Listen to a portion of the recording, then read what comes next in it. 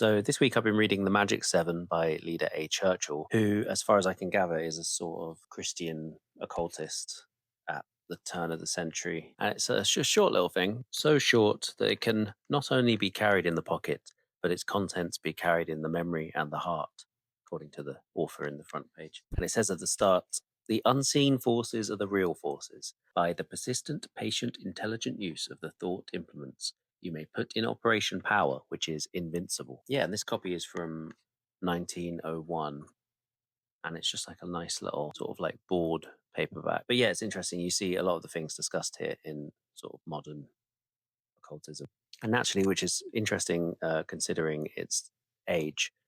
You see a lot of it reflected in chaos magic, and even things like The Secret and other really commonly used manifestation magic systems that you see around quite a lot.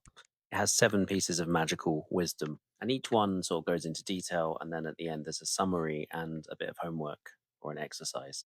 And I thought at first that I would go through each and every one and do a video on each one.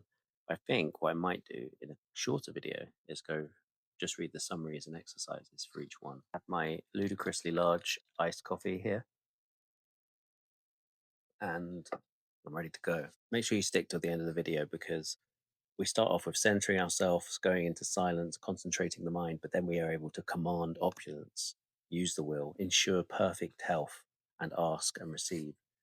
So stick around to the end. So, number 1 is how to center yourself. You must, to be successful, center in an always accessible, permanent, and adequate base of supplies. This base of supplies is yours at your insistent and persistent demand, and with it you may do what you intelligently decide to do.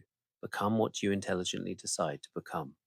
Say every day, in the silence of your heart, reverently, earnestly, repeating the words till they sink into your consciousness. I am depending upon nothing but God.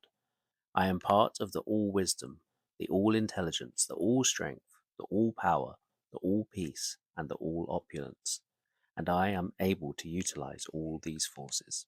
Number 2, how to go into silence. All power is generated, all great things conceived in the stillness of the soul center, which one may learn to keep always undisturbed, and hence at all times capable of receiving impressions from the all intelligence, all power.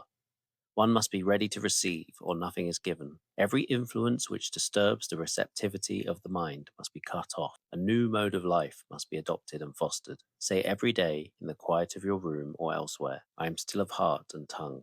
I invite and hold myself in the attitude to receive.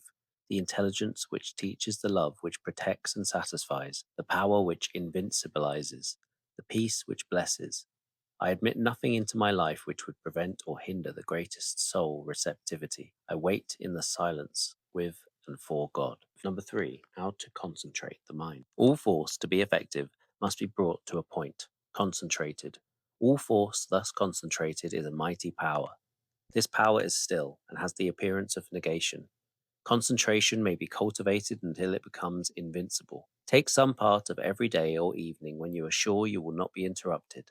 Let every article of clothing for the body and feet and your position be entirely comfortable, that no consciousness of discomfort may distract your attention. Having put yourself entirely at ease, rest your head on the back of the chair or let it droop forward, and look in imagination within yourself at a point directly back of the pit of the stomach, where lies the solar plexus, which occultists call the king brain. Imagine there a point of yellow light.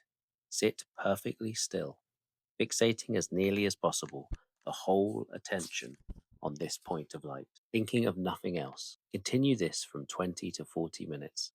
You will find this very difficult at first, but every day it will become easier, and before long, you will be able to hold your entire attention for a number of minutes at a time at one single point. After thus practicing for a short time, in many cases in a week or two, you may, during your concentration hour, put a word such as will, love, life, etc., or a phrase, or the image of a friend in place of the point of light, and keep your mind fixed on this word, phrase, or friend. Number 4, how to command opulence. Unused and unusable things are valueless. Your master thoughts, in order to benefit you, must be sent out to accomplish the thing you desire. The unseen forces are the real forces. By the persistent, patient, intelligent use of the thought implements, you may put in operation power which is invincible. Go every day where you can be alone for at least 20 minutes. An hour is far better. Loosen every article of clothing and sit perfectly at ease. Take all the tension off yourself. Let go of every clutching, depressing, impatient thought. Focus your mind calmly, unspasmodically, but unwaveringly and forcefully upon the matter in mind. State your will concerning it as lucidly and with as much assurance as you would state your orders for goods to a merchant, and try to feel as much assurance of being adequately served as you would in speaking to the merchant, and then listen and expect answers. After a time, if you practice faithfully, you will receive these answers in the shape of suggestions, new thoughts, and fresh ideas. The assurance you will probably at first be obliged to answer will become real, and you will find new opportunities coming to you, will meet the people who can serve you, and will find your way out of your difficulties as the sun breaks through the morning mist. Number 5, how to use the will. Will holds your thoughts in place and to their work. Neither anger nor stubbornness is will. Will is quiet, steady, intense, and when developed and conjoined to the all-will, invincible.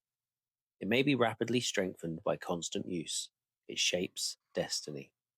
Say in silence, I will not indulge in anything which hampers or to associate with anyone who hinders my spiritual growth. Specific things or names may be used when desirable.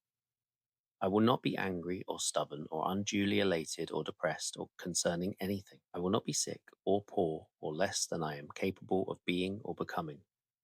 I will to have a free, grand, effective manhood or womanhood. I will be to whatever I intelligently desire to be. I will to know God, to speak His word, and to obtain His results. 6.